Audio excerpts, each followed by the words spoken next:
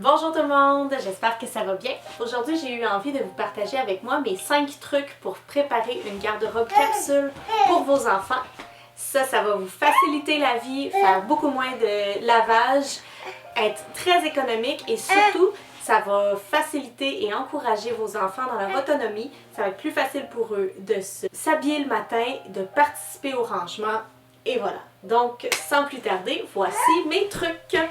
Donc, mon premier truc pour faire la garde-robe pour vos enfants, c'est bien avant d'ouvrir le garde-robe et d'ouvrir les tiroirs pour savoir qu'est-ce que vous avez pour vos enfants, ça va être de s'asseoir avec un papier et un crayon et de faire une liste des besoins de vos enfants pour la saison. Pour la saison, la température, mais aussi pour la saison de développement dans laquelle ils se trouvent. Donc, est-ce que vos enfants vont à la garderie? Est-ce qu'ils vont à l'école? Est-ce qu'ils passent beaucoup de journées à la maison? Est-ce qu'il fait froid? Est-ce qu'il fait chaud? Est-ce que vos enfants sont inscrits à une activité de sport? Etc. Donc, on s'assoit et on écrit le minimum dont notre enfant a besoin. Pour les saisons de développement, on peut penser, bon, est-ce que notre enfant est en train d'apprendre ou de développer sa propreté? Ça va changer peut-être ses besoins, de type qui se salit beaucoup ou qui fait plus attention à comment il est habillé, à sa propreté ou à son allure. Il y a différents types d'enfants. À cette étape-là, ça peut être intéressant de se doter d'un nombre d'items par catégorie. Bon, 5 chandails, 3 pantalons, etc. Pour se donner peut-être un petit gabarit si on est moins habitué à travailler une garde-robe de type minimaliste pour nos enfants, ça peut vraiment nous aider là, à nous guider. Puis au fil du temps, plus on est à l'aise avec le concept et qu'on a de la pratique un petit peu, là on peut laisser tomber les chiffres et y aller avec notre instinct pour garder ça au minimum. Alors mon deuxième truc, c'est de choisir une palette de couleurs assez neutre qui va nous guider quand on a besoin de choisir des nouveaux vêtements pour nos enfants. Les pantalons, surtout les vêtements de base, c'est vraiment intéressant d'y aller avec une palette neutre, comme les pantalons, les shorts ou les chandails de base. Et ajouter à cela peut-être 2 couleurs punch, les couleurs préférées de votre enfant, et aussi peut-être 1 ou 2 morceaux à motifs. Par exemple, Henri adore le rose et adore le vert, donc je m'assure que dans sa garde-robe, il y a au moins un morceau de chacune de ces couleurs-là. Bon, la couleur verte peut devenir une couleur de base, mais pas le rose. Donc, je m'assure que lui, il a toujours au moins un chandail rose. Et Paul, lui, aime avoir 1 ou 2 morceaux avec un motif dessus. Donc, lui aussi, je m'assure que dans sa garde-robe, il y a au moins 1 ou 2 chandails avec un motif dessus. Donc, en ayant des vêtements de façon générale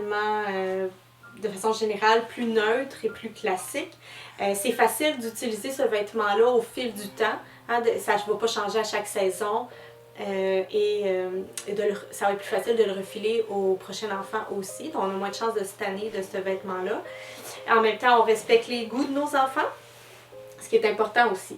Et puis, quand l'enfant vient pour s'habiller, c'est visuellement beaucoup plus facile pour lui, moins dépassant d'ouvrir une garde-robe avec des couleurs un peu, tu sais, avec moins de motifs qui sautent au visage et moins de couleurs criardes. D'en avoir quelques-unes, ça va faire en sorte qu'il va aller directement peut-être chercher ce morceau-là, s'habiller plus facilement globalement. Mon troisième truc, ça vient un peu avec ce truc-là aussi, c'est de beaucoup utiliser le mix and match. Hein? Le mix and match. Alors le mix and match, c'est justement s'assurer que chacun des morceaux peut être porté avec n'importe quel autre morceau dans la garde-robe. Ça, c'est un super bon truc. Ah oui, ça, c'est un super bon truc. Donc, c'est ça, le mix and match. C'est un super bon truc. Surtout si un parent qui a un peu plus de misère à laisser aller, disons, le look de l'enfant, hein, qui aime voir son enfant toujours bien mis et tout. Le mix and match réduit grandement les risques que votre enfant soit habillé comme un clown cette journée-là. À votre avis, hein, parce que lui, il va trouver qu'il est super bien habillé. Ce qui peut être un bon truc, c'est de garder les motifs sur une catégorie de vêtements. Donc, se dire, par exemple, là, ça n'est pas obligé d'être ça, mais se dire, moi les pantalons des enfants vont être neutres et les chandails, les vestes vont être neutres et je mise sur les t-shirts pour les motifs et les couleurs punch par exemple. Donc ça fait en sorte que un pantalon punché ne sera pas porté avec un chandail punché par exemple. Donc ça encore là, ça facilite vraiment l'habillage pour l'enfant. Le quatrième truc est de se débarrasser du surplus. Si on conserve tout le surplus, il va revenir dans la garde-robe. Donc, on sort de la garde-robe tout le surplus. À ce moment-là, on a le choix de garder les vêtements pour les prochains enfants dans un bac bien rangé au sous-sol ou dans un garde-robe hors de la vue. Ça sera pas long, mon grand. Ou encore de le donner, tout simplement le donner, le vendre, le refiler à une amie en attendant aussi. Qui puisse être utilisé au lieu de dormir dans notre garde-robe. Ça peut servir à quelqu'un d'autre maintenant et nous revenir après pour l'enfant suivant. Alors, on se débarrasse du surplus. Et le cinquième truc, c'est d'organiser la garde-robe pour que ce soit facile d'accès pour les enfants, que tout leur soit disponible pour faciliter encore là leur autonomie dans l'habillement. Et moi, j'adore aussi le fait que en un coup d'œil, ça soit non seulement facile d'accès, mais qu'en un coup d'œil, je suis capable de voir toute la garde-robe et tout ce que mes enfants possèdent. Ça facilite vraiment beaucoup, par exemple, la gestion du lavage. J'ouvre la garde-robe et le panier à bobettes est vide, je dois absolument faire du lavage.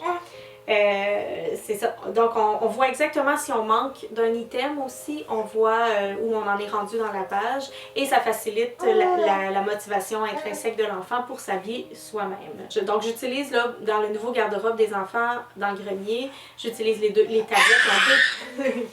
Ils ont deux tablettes chacun. Qu'est-ce que tu fais là? Tu joues? Ils ont deux tablettes chacun, puis je garde les bobettes et les bas dans des paniers bien en vue et bien rangés. En bonus, un sixième petit truc. Je maintiens la garde-robe des enfants épurée et minimaliste en retenant tous les achats compulsifs et impulsifs. Un bon truc pour ça, c'est de se désabonner à des listes d'envoi courriel qui envoient tout le temps des promotions qui vous incitent au magasinage en ligne, de ne pas faire les boutiques quand on n'a identifié aucun besoin. On ne rentre juste pas dans les boutiques et c'est la même chose pour les friperies. On ne met pas les pieds en friperie ou dans les ressourceries si on n'a pas besoin d'acheter. Surtout, mon meilleur conseil, c'est surtout de rester bienveillant envers soi. Ça peut être difficile d'embarquer dans cette aventure pour réduire et simplifier sa vie de famille au début, mais les bénéfices sont tellement grands que je vous encourage fortement à continuer, même si ça peut être difficile au début parce que d'apprendre par exemple à retenir ses impulsions d'achat, arrêter d'acheter pour le plaisir d'acheter, mais acheter pour un besoin. Arrêter de se dire aussi, mon pauvre enfant, il n'y a rien de neuf ou il n'y a rien eu de nouveau, j'y ai rien donné depuis longtemps. Notre enfant n'a pas besoin qu'on lui donne quelque chose de nouveau, il a besoin de notre amour et de notre présence. Surtout, si vous décidez de vous embarquer dans cette aventure de simplifier votre vie de famille, qui va vous apporter vraiment des grands bénéfices là, à vous et à votre enfant, ça c'est sans l'ombre d'un doute. Ça peut être un peu difficile au début. On peut se dire, je suis pas capable de contrôler mes achats impulsifs, j'aime trop ça magasiner, ça va être trop difficile. Soyez bienveillant envers vous, vous pouvez le faire. Vous constatez tellement rapidement les bénéfices, vous allez en sortir gagnant. Continuez, vous êtes capable de le faire, c'est un cheminement. Vous êtes capable de faire ça. Et vous allez vraiment vous sentir bien, vous sentir plus léger, avoir moins de lavage à faire. Et ça va coûter moins cher et vos enfants vont être plus participatifs dans la routine au quotidien. C'est juste du positif. Donc, je vous encourage fortement à le faire. Et pour vous aider, j'ai créé un petit outil tout simple en PDF à imprimer. C'est gratuit. C'est un petit guide là, pour vous aider à planifier les garde-robes capsules de vos enfants. Donc, dans la description de la vidéo, cliquez sur le lien pour recevoir votre outil gratuit pour vous aider à planifier la garde-robe capsule de votre enfant. Et sur ça, Oscar et moi, on vous dit bonne journée! À bientôt!